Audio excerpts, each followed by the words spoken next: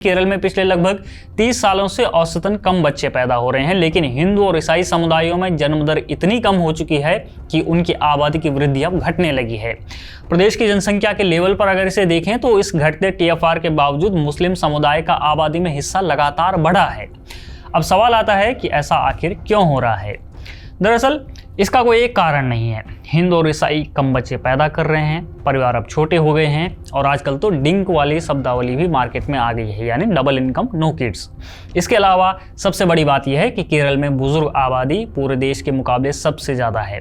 केरल में 60 साल से अधिक उम्र के 16% से ज़्यादा लोग इस समय मौजूद हैं और 2036 तक तो ये 26% पहुँच जाएंगे।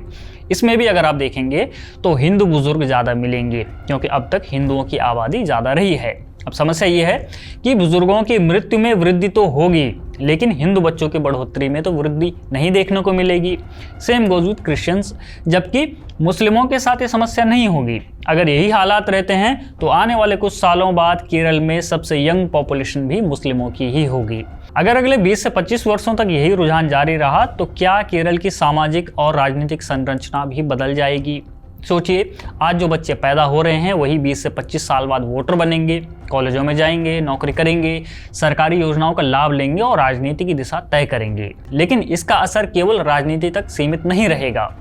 जनसंख्या का अनुपात बदलने का मतलब है कि आने वाली पीढ़ियों का अनुपात भी बदलेगा। इसका प्रभाव शिक्षा, रोजगार, सामाजिक प्रतिनिधित्व, धार्मिक संस्थाओं, सांस्कृतिक गतिविधियों और सरकारी नीतियों तक दिखाई दे सकता है। इसका सबसे बड़ा एग्जाम्पल हमारे सामने कश्मीर है।